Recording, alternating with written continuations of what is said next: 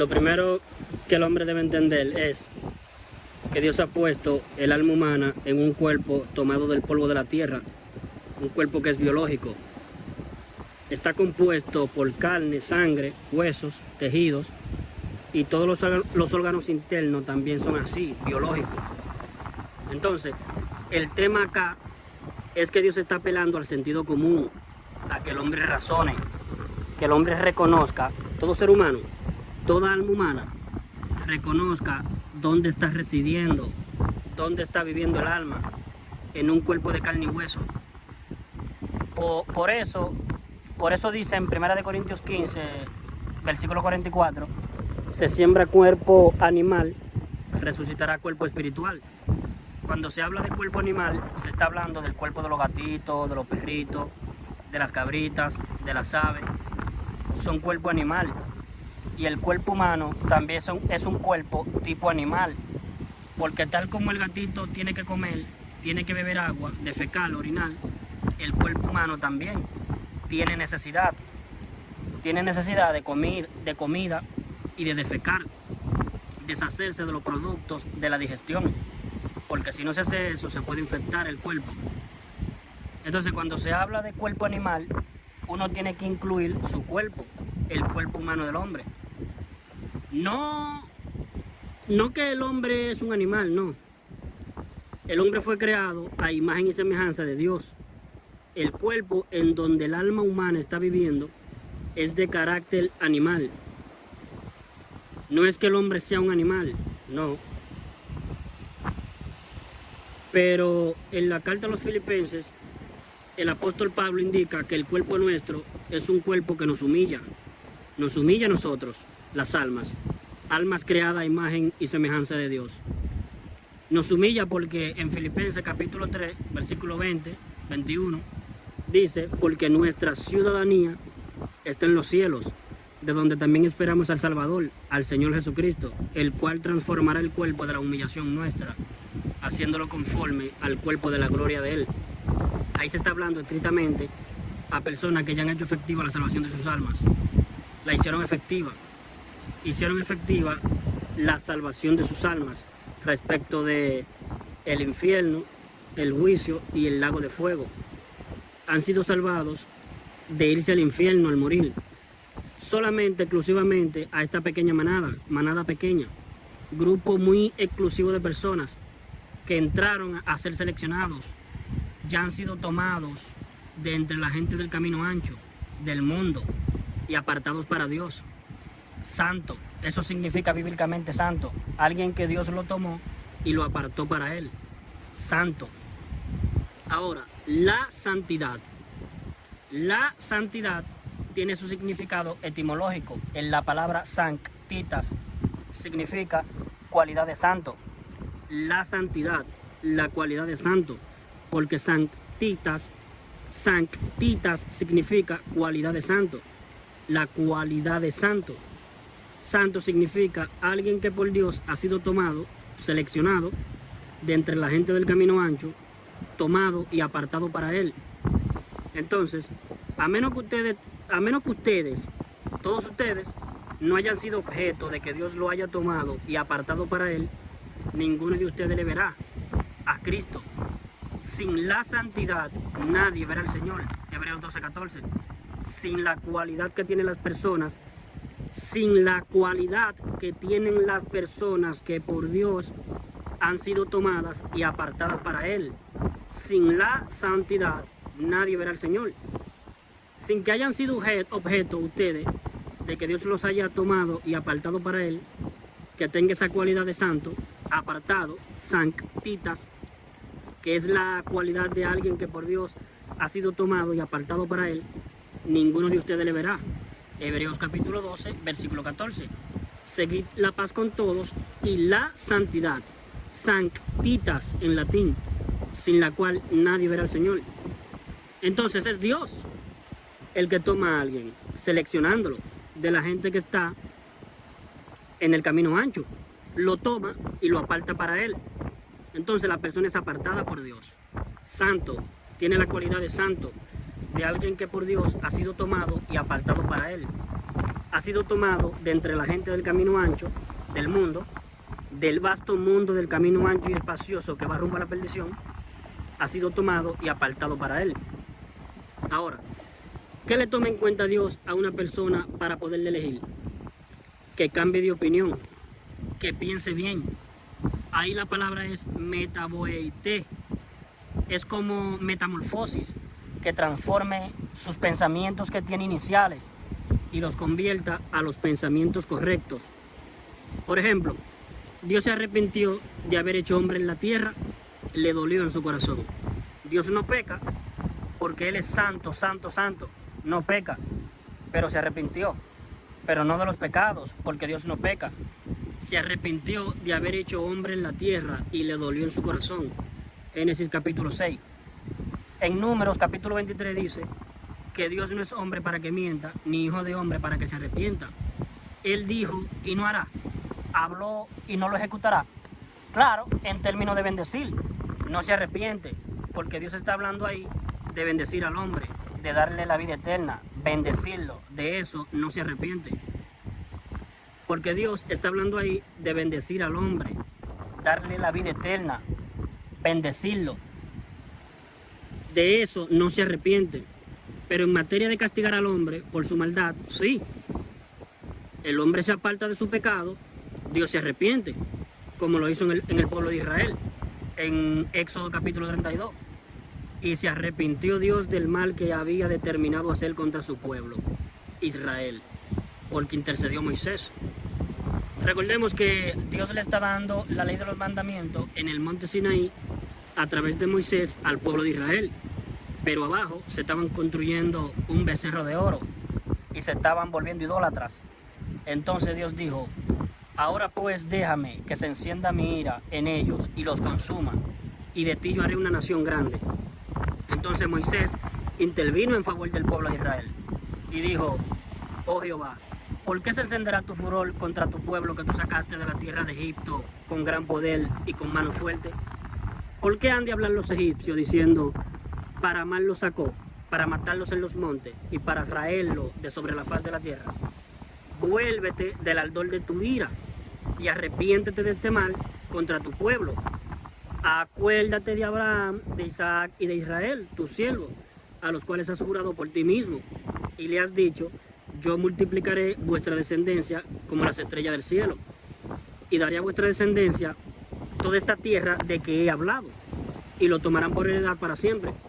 Entonces Dios se arrepintió del mal que dijo que había de hacer a su pueblo. ¿Qué es lo que hizo Dios? Cambió de opinión, se retrajo, no lo hizo lo que dijo que iba a hacer. Cambió de opinión, cambió su parecer.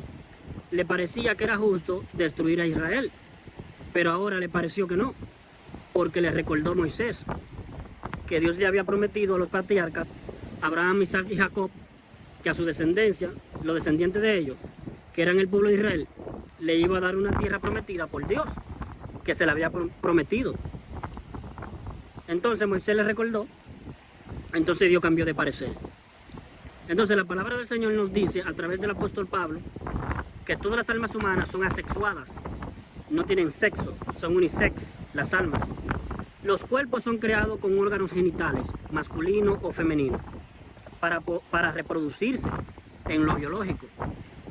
Cada vez que hay una reproducción de un cuerpo, Dios sopla el alma en el embarazo, pero el alma no tiene sexo, es invisible, nuestro yo. Nosotros somos seres invisibles, sin sexo, pero somos soplados por Dios, por decirlo así, en un cuerpo sexuado, hombre y mujer, para que se reproduzcan los cuerpos físicos y Dios vaya poniendo el alma en los cuerpos que están siendo gestados en el vientre materno, en los vientres maternos. En Génesis capítulo 2, versículo 7, dice, respecto del cuerpo físico y del espíritu y el alma, porque somos trinos. Y formó Dios al hombre del polvo de la tierra, el cuerpo, lo biológico, la parte carnal, biológica, el esqueleto, la sangre, lo biológico, el cuerpo, el vestido del alma. Fue tomado del polvo de la tierra. Del polvo fuiste tomado, el cuerpo, y al polvo volverás, al polvo. Eso se lo dijo el Señor a Adán cuando Adán entró en condenación.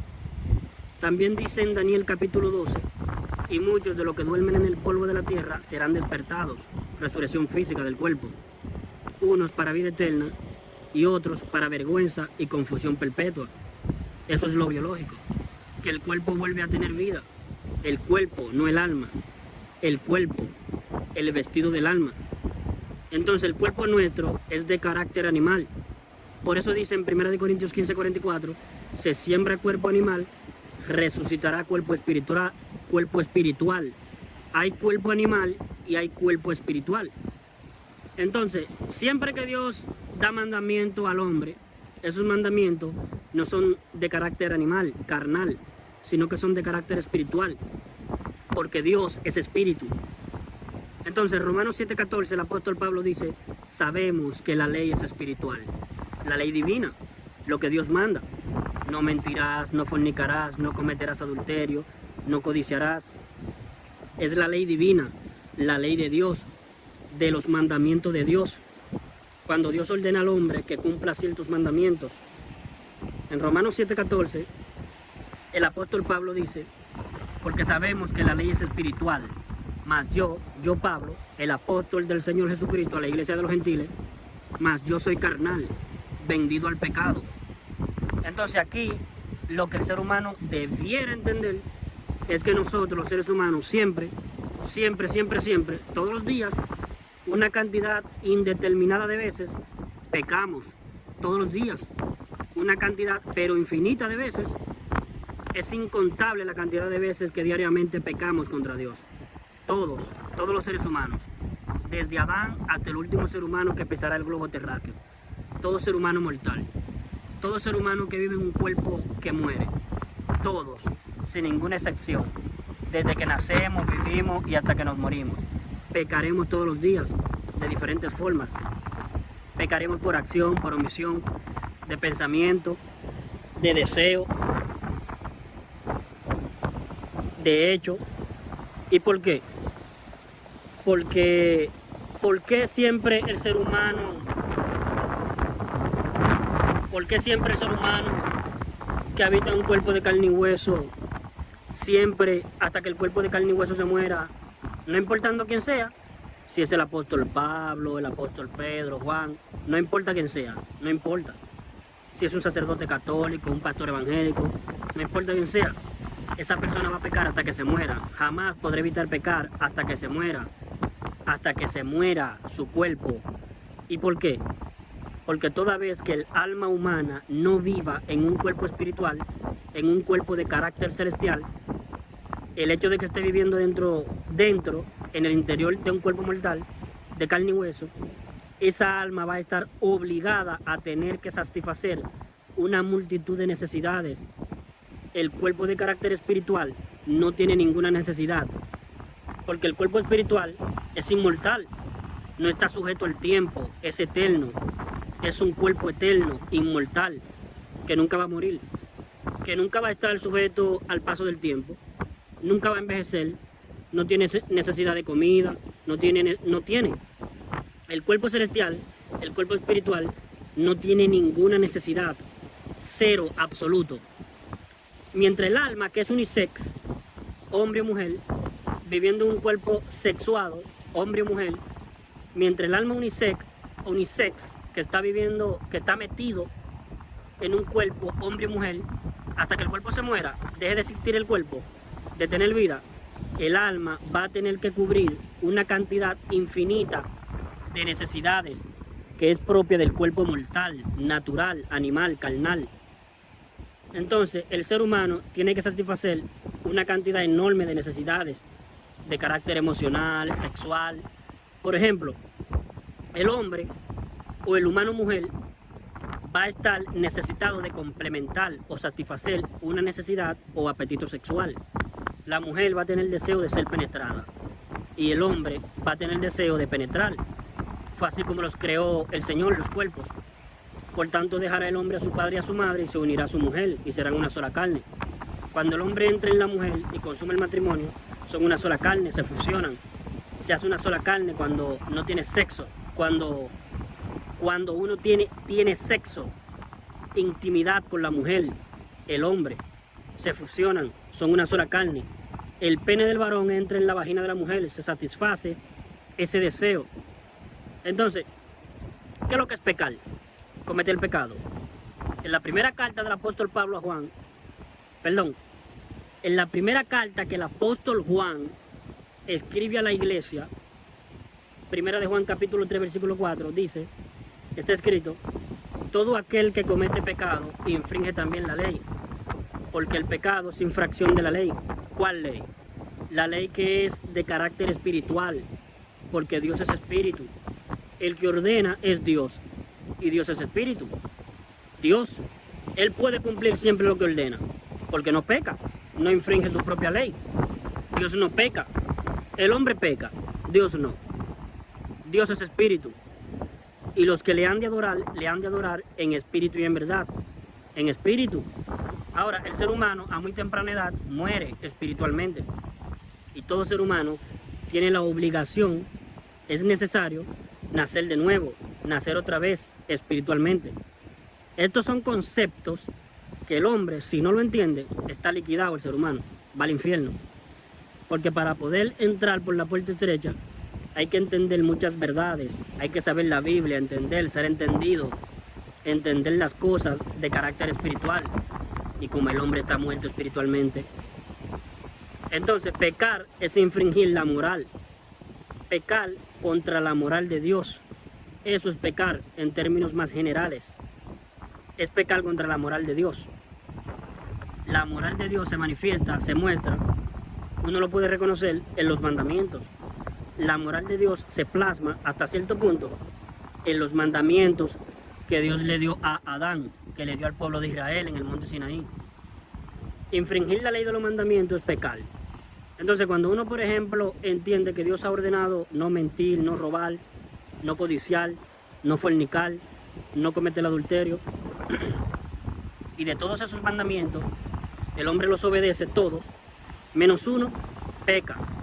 Aunque haya cumplido u obedecido el resto de los otros mandamientos, pero la ley se constituye en varios mandamientos. Y si de todos los mandamientos que el hombre sabe que tiene que cumplir, que conforman la ley, lo cumple casi todos, menos uno, incumplió la ley, infringió la ley. Eso es pecar, infringir la ley. No importa que el ser humano se mantenga obedeciendo todos y cada uno de los muchos mandamientos que conforman la ley de Dios, basta que uno solo de esos mandamientos lo infrinja para que se configure el delito de haber infringido la ley. Es lo mismo que la ley del tránsito, para que se entienda. La ley del tránsito tiene muchas ordenanzas: no cruzar luz roja, no cruzar con luz roja, respetar el paso peatonal, activar la direccional 15 metros antes de doblar, manejar con el cinturón abrochado. O sea, hay un montón de dictámenes que conforman la ley del tránsito. Si un conductor de un vehículo respeta, obedece todos los mandamientos de la ley del tránsito, todas sus ordenanzas, pero en un momento por descuido, ya muy cerca de un lugar donde tiene que doblar, recién activa la direccional a los 3 metros, infringió la ley, la infringió. La ley establece que se debe activar la direccional a 15 metros antes de doblar. Y el conductor por descuido activó la direccional 5 metros antes de doblar. Entonces un policía, Ahmed, observó que él no cumplió con este reglamento y le puso una infracción. Infraccionó la ley.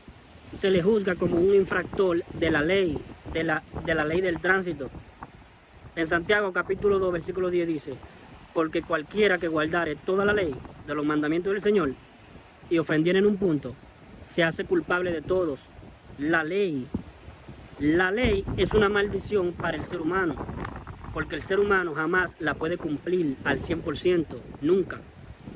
Ahora, Dios no solamente juzga un pecado cuando el ser humano lo comete, cuando comete el pecado, no, sino que además Dios juzga el pecado en el corazón, sin que lo haya cometido, pero que haya estado internamente en el corazón el deseo, la intención de cometerlo.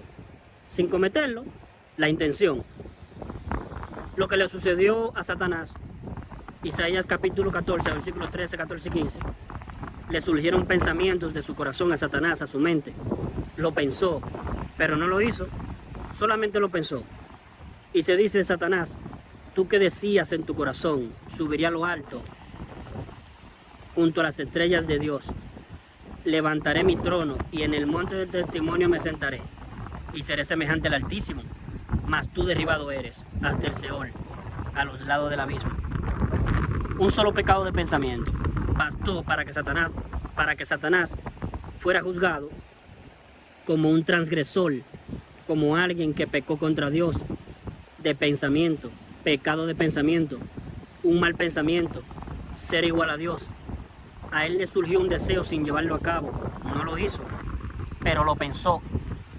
Dios juzga el pecado no solamente cuando el ser humano lo comete, sino cuando le surge del corazón.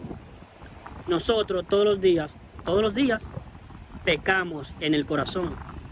Los pentecostales, los hermanos libres, los católicos, reino ahora. Esa cuestión es una falsa doctrina. El reino no es ahora. El reino está en los cielos, no ahora, no el Kingdom Now.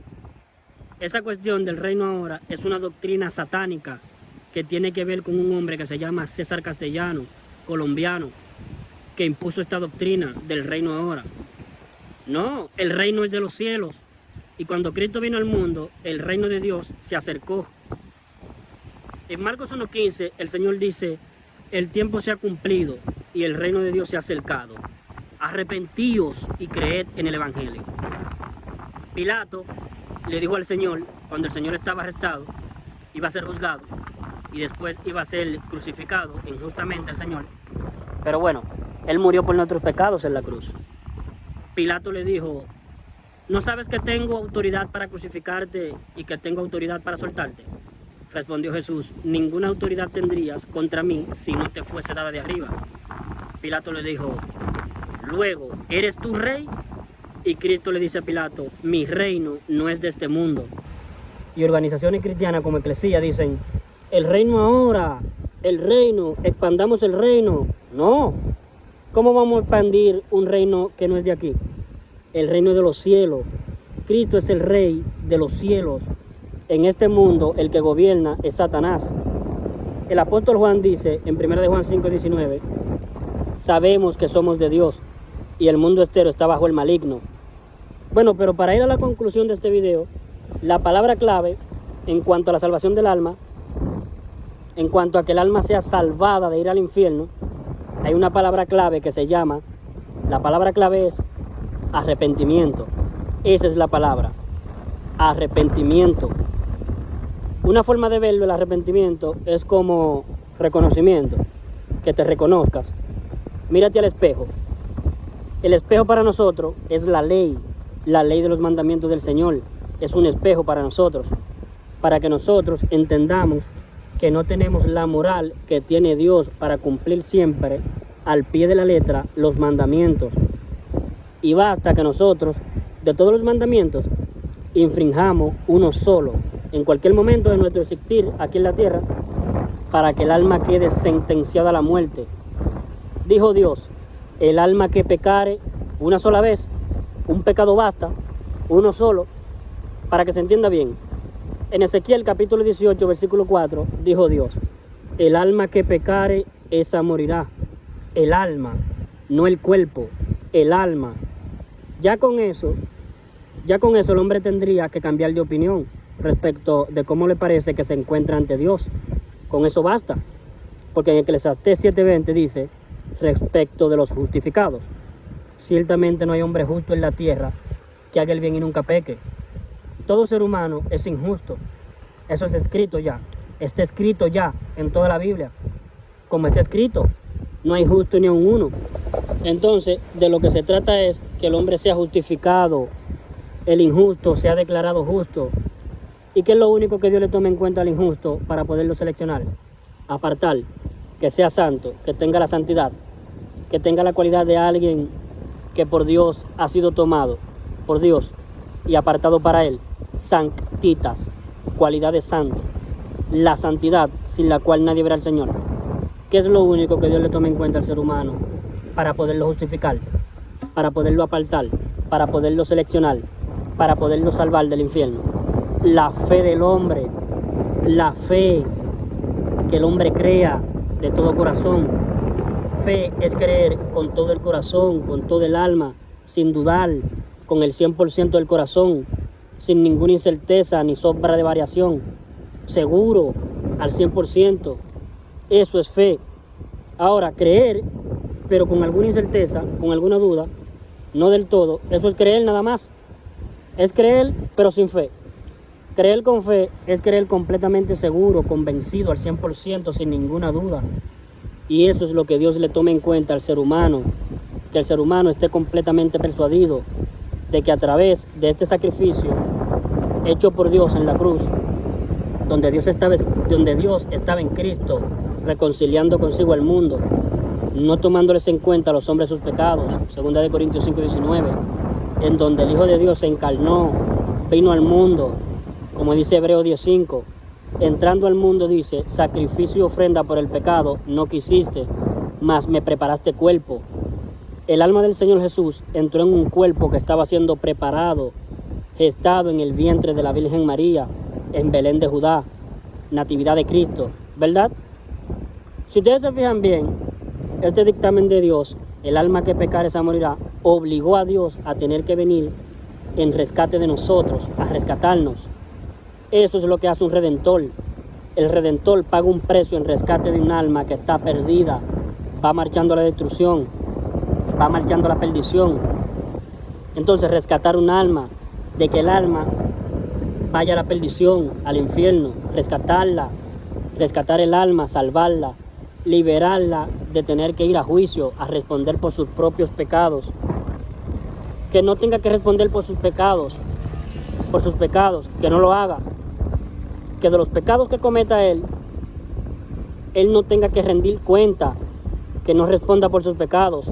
Rescatar el alma de ir al infierno, a tener que esperar en tormento el juicio, y ahí tener que responder por los pecados que cometió en vida.